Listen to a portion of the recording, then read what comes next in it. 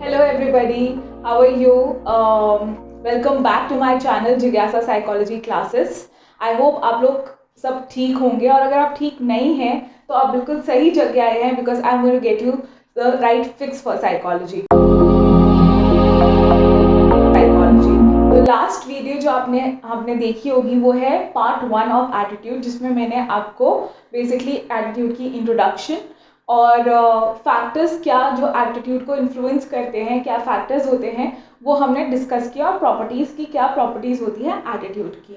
इस वीडियो में हम डिस्कस करेंगे, जो मेन टारगेट रहेगा हमारे डिस्कशन का वो रहेगा कि थ्योरीज ऑफ एटीट्यूड चेंज, यानी कि जो प्रोसेस लगता है एटीट्यूड चेंज के लिए and factors that effect attitude change. And एक बहुत इंपॉर्टेंट कॉन्सेप्ट जो बच्चे ओवरलुक कर देते हैं वो है एटीट्यूड एंड बिहेवियर रिलेशनशिप, कि एटीट्यूड और बिहेवियर का क्या रिलेशनशिप है। अगर आप सैम्पल पेपर देखोगे अपना जो सीबीएसई में अपलोड हुआ है तो उसमें ये क्वेश्चन आया हुआ है एक्सप्लेन करने का कि what is attitude behaviour relationship. So it is very important concept and we should not overlook it. ठीक है,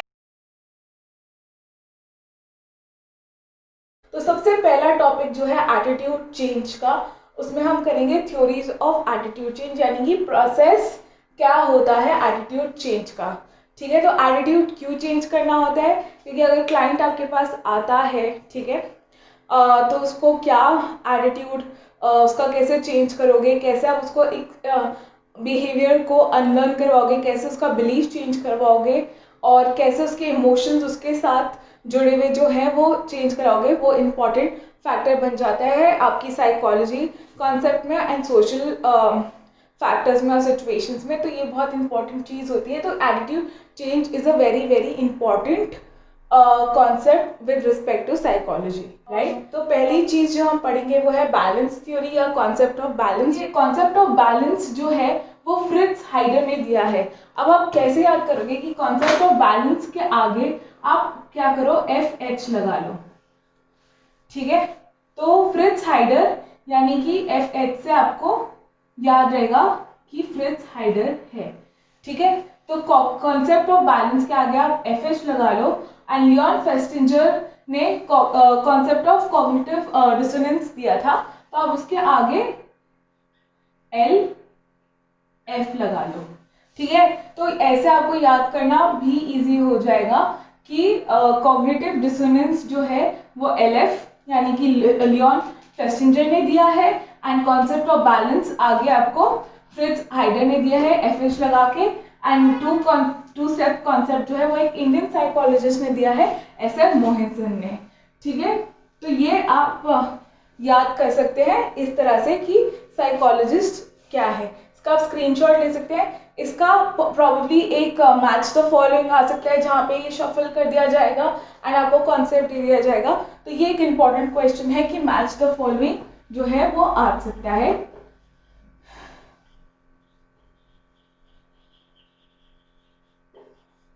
ठीक है, तो ये क्वेश्चन आप एक रिवाइज कर सकते हो। ठीक है, अब हम एक एक करके सारी थ्योरीज पढ़ लेते हैं और ब्रीफ में समझ लेते हैं कि कैसे इसको ज़्यादा लंबे समय तक याद करना है। हम पहली थ्योरी की तरफ चलते हैं। तो पहली थ्योरी जो है वो है कॉन्सेप्ट ऑफ बैलेंस। ठीक है, और ये दिया था हमारे को फ्रिट्ज हाइडर ने। ठीक है, और उसने क्या कहा कि उसने ट्रायंगल के का एग्जाम्पल लेके ट्रायंगल को का मॉडल लेके एक्सप्लेन किया कि थ्योरी क्या है बराबर। तो उसमें उसने ट्रायंगल का नाम दिया पी ओ एक्स ट्रायंगल। क्या दिया, पी ओ एक्स ट्रायंगल। तो ये आप याद कर लीजिएगा कि पी ओ एक्स ट्रायंगल उसने दिया था। अब यहाँ पे P जो है, ठीक है, वो पर्सन 1 है, यानी कि जो एक पर्सन जो फर्स्ट पर्सन, क्योंकि हम यहाँ पे दो लोगों को लेके चल रहे हैं कि दो लोगों को अगर हमने एटीट्यूड चेंज करना है तो फॉर एग्जांपल पर्सन 1 हमारा टारगेट और टारगेट पर्सन हो गया एंड पर्सन 2 यानी कि O हमारा थेरेपिस्ट हो गया। ठीक है, यहाँ या फिर यहाँ पे डॉटर हो गई, यहाँ पे मदर हो गई, यहाँ पे फादर हो गया, यहाँ पे मदर हो गई, सन हो गया, जो भी है। अब दो इंडिविजुअल्स के बीच में बेसिकली ये फॉर्मेशन देखोगे। ठीक है, तो यहाँ पे जो P है वो पर्सन 1 है, O है वो पर्सन 2 है, और X जो है वो है एटीट्यूड ऑब्जेक्ट। तो कोई भी एटीट्यूड जो होता है वो किसी ऑब्जेक्ट को लेके, यानी कि ऑब्जेक्ट यानी कोई भी स्टिमुलस, इवेंट, सिचुएशन, पर्सन, तो ये कुछ भी हो सकता है, यानी कि एक थर्ड पर्सन, ऑब्जेक्ट, इवेंट, कोई भी पार्टी या कुछ भी हम लोग लेके चल सकते हैं। तो ये एटीट्यूड ऑब्जेक्ट जो है वो X बन जाता है। ठीक है, अब इसमें दो चीजें जो है इसके अलावा जो इम्पोर्टेंट है, जो याद करने की है, कि कंडीशंस ऑफ बैलेंस कब होता है इन सब सिचुएशन में, और कंडीशंस ऑफ इम्बैलेंस कब होता है, यानी कि बैलेंस लाने की जरूरत कब पड़ती है हमको, वो चीज दिया हुआ है। ठीक है, तो पहले हम ये सिंपल कंडीशन समझ लेते हैं, फिर एक एग्जाम्पल के थ्रू हम लोग फटाफट समझ लेंगे। तो पहली चीज अगर आप देखोगे कि बैलेंस कहाँ कहाँ से आ रहा है, तो मतलब फॉर एग्जाम्पल यहाँ पे हम एटीट्यूड देख लेते हैं कि एक मदर है, ठीक है, एक डॉटर है, और उनका एटीट्यूड पिज्जा की तरफ कैसा है। ठीक है, अगर जो पर्सन 1 है यानी कि मदर, और पर्सन 2 जो है वो डॉटर, ठीक है, तो पर्सन 1 और 2 में अगर मदर और डॉटर में पॉजिटिव रिलेशन है तो ये पॉजिटिव हो जाएगा, यानी कि स्टेट 1 बैलेंस की अगर हम देखें थी कि attitude all sides of the triangle should be positive, तो यहाँ पे फर्स्ट साइड जो है वो पॉजिटिव हो गई है। ठीक है, अब जो मदर है उसको पिज्जा पसंद है अगर, तो यहाँ पे भी पॉजिटिव रिलेशन हो गया है। ठीक है, और अगर डॉटर को भी पिज्जा पसंद है तो यहाँ पे भी पॉजिटिव हो गया है, तो ये स्टेट ऑफ बैलेंस हो जाएगी, क्योंकि सारे ही पॉजिटिव हैं, तो कोई एटीट्यूड चेंज करने की जरूरत ही नहीं है, क्योंकि सारे जो है वो पॉजिटिव है। ठीक है, यानी कि यहाँ पे बैलेंस स्टेट है। ठीक है, अगर एटीट्यूड चेंज करना होगा तो हमें कोई भी एक साइड है वो नेगेटिव करनी पड़ेगी, तो हम इस एटीट्यूड को चेंज कर सकते हैं और अनदर स्टेट ऑफ बैलेंस जो है वो अचीव कर सकते हैं। ठीक है, अब सेकेंड स्टेट ऑफ बैलेंस कब आएगा, जब सेकेंड स्टेट ऑफ बैलेंस की कंडीशन है कि 2 side should be negative and 1 side should be positive. ठीक है, अब यहाँ पे हम लोग कर देते हैं कि पिज्जा एक जंक फूड है, तो पिज्जा को नहीं खाना चाहिए। अब पिज्जा को अगर नहीं खाना चाहिए तो यहाँ पे हम मदर और पिज्जा का जो रिलेशन है वो नेगेटिव कर देते हैं। ठीक है, और डॉटर और पिज्जा का भी रिलेशन नेगेटिव कर देते हैं। ठीक है, और इससे मदर और डॉटर का रिलेशन, तो कंडीशन जो हमने ली है कि pizza is unhealthy because it's a junk food, तो उसमें मदर डॉटर का रिलेशन का तो कुछ है नहीं, तो वो पॉजिटिव ही रहेगा। तो मदर डॉटर का रिलेशन जो है वो पॉजिटिव है, और यहाँ पे मदर और पिज्जा का और डॉटर और पिज्जा का रिलेशन जो है वो नेगेटिव है, यानी कि ये भी एक स्टेट ऑफ बैलेंस है, यानी कि ये जो स्टेट रहेगी वो बैलेंस ही रहेगी। अब एटीट्यूड को चेंज कब करना है या इम्बैलेंस कब क्रिएट होता है, वो चीज हमें बहुत ज्यादा इम्पोर्टेंट है जो कंसिडर करनी है, जब अगर मदर और डॉटर का रिलेशन भी नेगेटिव हो जाता है। फॉर एग्जाम्पल हमने कंडीशन ली हुई है कि pizza is a junk food, तो नहीं खाना चाहिए, तो उसकी वजह से मदर डॉटर का जो रिलेशन है वो भी सार हो जाता है। तो मदर और डॉटर का रिलेशन भी अगर नेगेटिव हो गया, कंसिडरिंग कि मदर और पिज्जा का रिलेशन पहले से ही नेगेटिव था और डॉटर और पिज्जा का भी रिलेशन नेगेटिव हो गया, तो मदर और डॉटर का रिलेशन भी अगर हम नेगेटिव कर दें तो ये हो जाएगा स्टेट ऑफ इम्बैलेंस। ठीक है, और लास्ट कंडीशन जो है, जो इम्पोर्टेंट है इस चीज को इस थ्योरी में, वो है स्टेट ऑफ इम्बैलेंस की सेकंड कंडीशन की 2 साइड्स पॉजिटिव होनी चाहिए एंड 1 साइड जो होनी चाहिए वो नेगेटिव होनी चाहिए। ठीक है, तो फॉर एग्जाम्पल हम लोग कर देते हैं कि जंक फूड खाना 50+ इयर्स वालों के लिए डेंजरस है, यानी कि मदर को अगर हम 50 प्लस ले लें, ठीक है, कि 57 ईयर्स की ले लें मदर को, and daughter is 27 and pizza is like is unhealthy for this person, तो हम क्या कर रहे हैं, P और O में पॉजिटिव रिलेशन है, क्योंकि इस कंडीशन से मदर डॉटर रिलेशन का कुछ हो नहीं रहा, तो मदर डॉटर का रिलेशन जो है वो पॉजिटिव है, एंड डॉटर और पिज्जा का रिलेशन पॉजिटिव, क्योंकि वो 27 की, वो यंग है, वो पिज्जा खा सकती है, तो यहाँ पे पॉजिटिव है, एंड मदर एंड पिज्जा का रिलेशन जो है वो नेगेटिव है। तो ये हो गई स्टेट ऑफ इम्बैलेंस। तो हमको अगर, तो यहाँ पे जैसे अगर आप पिज्जा लेके जाओ घर पे फॉर एग्जांपल, और आपकी मदर को डिसलाइकमेंट हो रही है कि क्यों लेकर आए हो, वो ये वो वगैरह वगैरह, तो यहाँ पे ये स्टेट इम्बैलेंस की हो जाएगी, ठीक है। तो अगर आप थ्योरी में पेपर में अगर आपको आया फॉर 2 मार्क्स, तो नहीं आएगा, ये 3 मार्क्स या 4 मार्क्स में आ सकता है, ठीक है। अगर 3 मार्क्स में आ रहा है तो आप कॉन्सेप्ट ऑफ बैलेंस की डेफिनेशन दोगे कि कॉन्सेप्ट ऑफ बैलेंस जो है बेसिकली ये करता है, जस्टिफाई करता है, आइडेंटिफाई करता है कि whether an attitude system is balanced और नॉट, ठीक है, and whether a change is required, ठीक है। ये फ्रिट्ज हाइडर ने दिया था और उसने POX ट्रायंगल का मॉडल दिया था,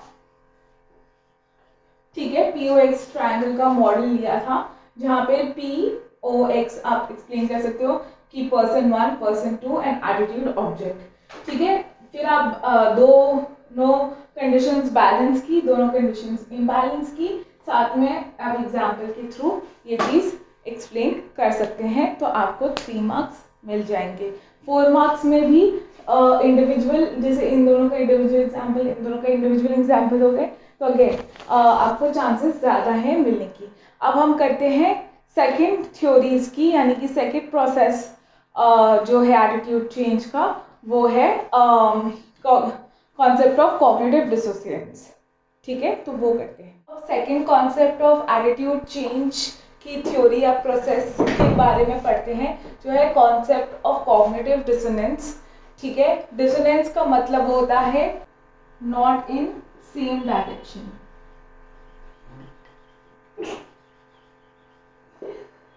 ठीक है, तो ये चीज है कि सेम डायरेक्शन में नहीं होना। तो ये कॉन्सेप्ट दिया था हमारे को लियोन फेस्टिंजर ने, LF करके आप याद कर सकते हो।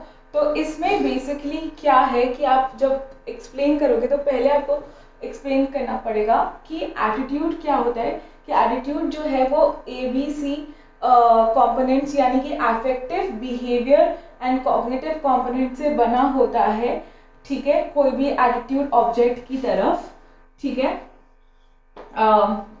तो यहाँ पे बेसिकली अगर आप देख रहे हो कॉग्निटिव की बात की जा रही है, तो बेसिकली जो कॉग्निटिव एस्पेक्ट है एटीट्यूड का, उसका उसके कंसर्न ये थ्योरी दी हुई है कि अगर यहाँ पे 2 कंडीशंस हैं। कंडीशन 1 में है कि अगर हमारे को जो कॉग्निशन पता है, जो ऑलरेडी हमारे को न्यूज़ के थ्रू या जो भी हमने फैक्टर्स किए थे, जो इन्फ्लुएंशियल फैक्टर्स है, या पर्सनल एक्सपीरियंस के थ्रू, इंफॉर्मेशन के थ्रू, मीडिया के थ्रू, लर्निंग के थ्रू हमें अगर कोई इंफॉर्मेशन पता है, और अगर हमारा जो बिहेवियर है या जो हमारे एक्शंस हैं, जो हमारा एक्शंस को कंट्रोल कर रहा कॉग्निशन है, अगर वो सेम डायरेक्शन में है, मतलब एक कॉग्निशन वो हो गया जो हमें पता है through information, through any factor, okay. और सेकंड कॉग्निशन जो है वो है कि जो एटीट्यूड हम फॉलो करते हैं एक एटीट्यूड ऑब्जेक्ट की तरफ, तो उसका क्या कॉग्निशन है, वो है सेकंड कॉग्निशन, ठीक है। यानी कि अगर हम एग्जांपल ले लें कि हमें मीडिया की इंफॉर्मेशन या हेल्थ डिपार्टमेंट की इंफॉर्मेशन की तरफ से पता है कि smoking is bad for health, but I am smoking, ठीक है, even though I know that smoking is bad, that means smoking is bad becomes my first cognition, and I'm still smoking becomes my second cognition, ठीक है। Then when when this condition happens, that my first condition or is opposite to the second condition, okay, then it is called condition of cognitive dissonance. ठीक है, that means that if when two aspects of the attitude or when two aspects of when two cognitions do not fall in line or do not fall in the same direction, it is called cognitive dissonance. ठीक है, कि अगर smoking is bad for health but I'm still smoking, that means it is cause the condition of cognitive dissonance, right? But and this needs to be changed. ठीक है, that is the attempt of attitude change theory. But when both my cognitions are in the same direction, then it is called cognitive consistency. Cognitive consistency, it creates the condition of cognitive consistency. यानी कि consistent है हमारे cognitions में, यानी कि smoking is bad and I am not smoking, that means there is a cognitive consistency. And दोनों चीजें, when two aspects of the attitude are in the same direction, then there is a condition of cognitive consistency. So this is the theory, this is the concept, very easy to understand. कि अगर कि concept of dissonance दिया था हमारे concept of cognitive dissonance दिया था हमारे को लियोन फेस्टिंजर ने, जो ABC मॉडल एटीट्यूड के कॉग्निशन के फैक्टर के बारे में बात करता है, ठीक है, बात करता है. एंड अगर दो कॉग्निशन सेम डायरेक्शन में होंगे तो उसे कॉग्निटिव कंसिस्टेंसी कहेंगे. अगर दोनों कॉग्निटिव ऑपोजिट डायरेक्शन में होंगे तो उसे कॉग्निटिव डिसोनेंस कहेंगे. ठीक है, तो when two aspects of the attitude are in the same direction, it is called cognitive consistency, and cognitive dissonance condition is formed when two aspects of the attitude do not fall in the same direction. Do not is the dissonance part. Okay, तो जो third process theory है attitude change की, वो है to step concept. ये हमारी Indian theory है क्योंकि ये इंडियन साइकोलॉजिस्ट ने दी थी, SM मोसन ने. ठीक है, तो ये इंडियन साइकोलॉजिस्ट ने दी है टू स्टेप कॉन्सेप्ट. ठीक है, ये आपको इजीली याद रहेगी, बहुत सिंपल चीज़ है. इसमें तीन चीज़ें आपको मेंशन करनी है कि सोर्स और टारगेट क्या है, स्टेप 1 और स्टेप 2. ठीक है, तो basically according to the psychologist कि इस थ्योरी के दो फैक्टर्स हैं, एक टारगेट और एक सोर्स. टारगेट वो है जो वो पर्सन है जिसको नीड जो है चेंज की रिक्वायर्ड है. ठीक है, the person who needs to change और requires change is the target person. Source वो है person who is responsible for bringing that change, यानी कि वो इंसान या वो इंडिविजुअल जो रिस्पॉन्सिबल है चेंज लाने के लिए. ठीक है, तो इस थ्योरी के दो स्टेप्स है, as you can identify from the concept name itself, two step concept. कि स्टेप 1 जो है वो है कि टारगेट जो है वो आइडेंटिफिकेशन या आइडेंटिफाई करेगा सोर्स से, यानी कि कुछ रिलेशन जो है वो डेवलप करना पड़ेगा कि टारगेट जो है वो सोर्स के साथ आइडेंटिफाई करे. For example there is a person X और there is a person A. Let X Y से नहीं करते, let a person be A. ठीक है, now A likes cricket. ठीक है, Virat Kohli is a cricketer. ठीक है, तो यहाँ पे हम जो है टारगेट को ले लेते हैं A और सोर्स को ले लेते हैं विराट कोहली. ठीक है, अगर A likes cricket, we have to make the person relate to Virat Kohli. So the person is like, if A likes cricket and A likes Virat Kohli, then the source person becomes Virat Kohli. So here Virat Kohli के attitude change लाने पर target का attitude भी change होगा। For example मेरे को Pepsi बेचनी है, ठीक है, या मुझे पेप्सी या कोक बेचनी है और मैंने अपना ब्रांड एम्बेसडर लिया विराट कोहली, क्योंकि मुझे पेप्सी की अपनी सेल इंक्रीज करनी है, ठीक है। तो मैंने विराट कोहली जो है वो लिया अपना रोल मॉडल, ठीक है। अब ए बंदा जो है वो विराट कोहली को लाइक करता है, ठीक है, वो हर चीज ट्राई करेगा करने की, क्योंकि रेफरेंस ग्रुप है, जो हमने पढ़ा था कि रेफरेंस ग्रुप से एटीट्यूड जो है वो इन्फ्लुएंस होता है, ठीक है। तो ए जो है उसको क्रिकेट पसंद है, उसको विराट कोहली पसंद है, तो वो हर चीज करेगा जिसमें वो विराट कोहली जैसा बन सके, ठीक है। अब सोर्स को दिखाया गया, एक मैंने एडवर्टाइजमेंट बनाया, ऐड बनाया, टीवी पे रन किया, यूट्यूब पे रन किया कि सोर्स जो है वो पेप्सी पी रहा है, ठीक है। अब टारगेट जो है ए ने आइडेंटिफाई कर लिया विराट कोहली के साथ, अब हमने दिखा दिया कि विराट कोहली जो है वो पेप्सी पी रहा है, तो टारगेट क्या करेगा, ऑटोमेटिकली वो पेप्सी की कंजम्पशन इंक्रीज करेगा। तो हमारा नेचुरल बिहेवियर हो जाएगा कि सोर्स अगर एटीट्यूड चेंज करे, जो स्टेप 2 है कि सोर्स अगर एटीट्यूड चेंज करे या एटीट्यूड चेंज करने में डेमोन्स्ट्रेशन करे, तो टारगेट जो आइडेंटिफाई कर चुका है सोर्स के साथ उसमें भी एटीट्यूड चेंज होगा, ठीक है। बहुत सिंपल है, बहुत इजी है। आप ये विराट कोहली वाला एग्जांपल लिख सकते हो कि अगर पर्सन ए विराट कोहली को लाइक करता है क्योंकि उसको क्रिकेट पसंद है, तो विराट कोहली को अगर हम पेप्सी का ब्रांड एम्बेसडर बनाते हैं और उसको दिखाते हैं एड में कि सोर्स जो है यानी कि विराट कोहली पेप्सी पी रहा है, तो टारगेट अपने आप पेप्सी पीगा।